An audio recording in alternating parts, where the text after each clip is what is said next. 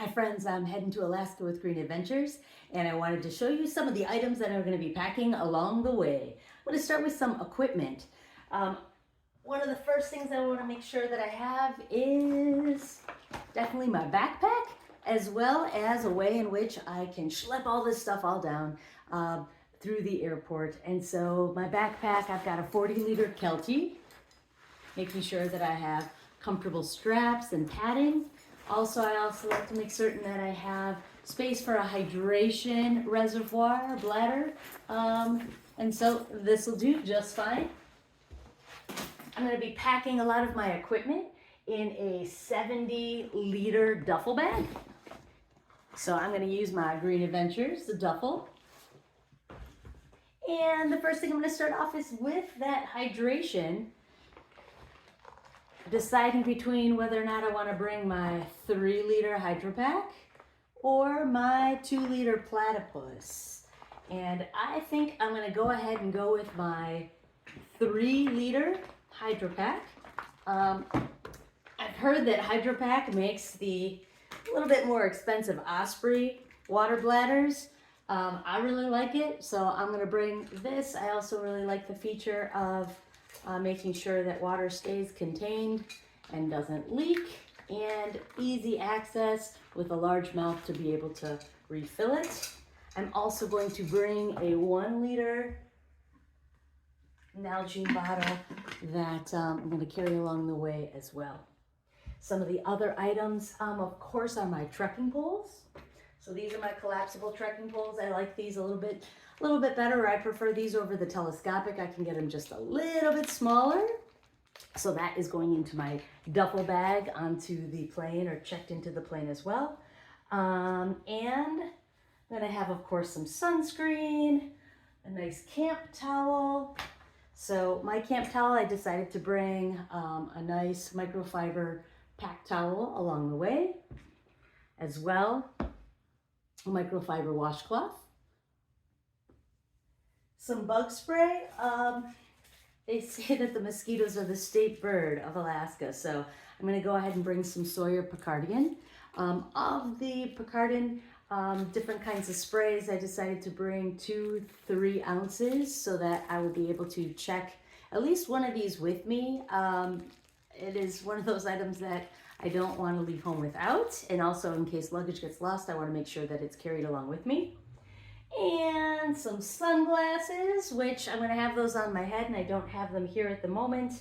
My mosquito head net, which I have wrapped nicely. And for those of you who always like to have a spare hair tie, I try to sneak in my hair ties everywhere I go. So in this case, I packed up my mosquito net, wrapped it up with a hair tie, and a power bank, which is charging, and I'll have that charging and ready to go, as well as a headlamp.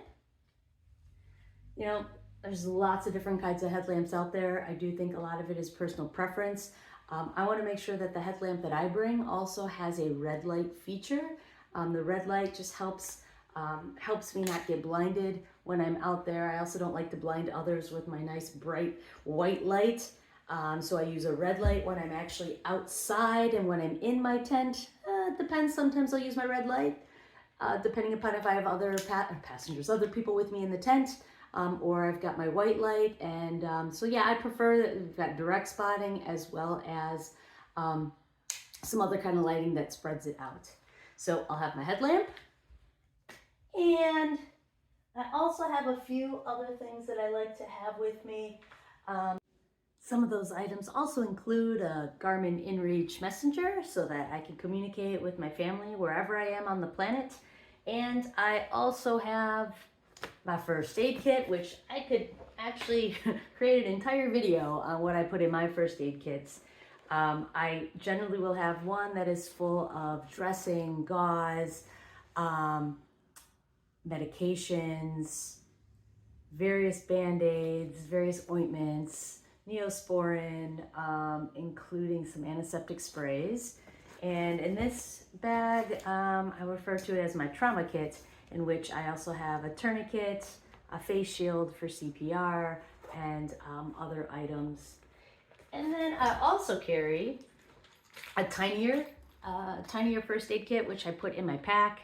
And this is for blister care, simplistic band-aids. I put KT tape in here for any muscle strains or anything that I might be feeling when I'm on the trek, as well as small items like I have about 4 or 5 different painkillers, aspirin, Tylenol, Imodium in case I'm on the trail and I'm feeling a little ill, and some Pepto-Bismol. So I have my first aid kits with me, as well as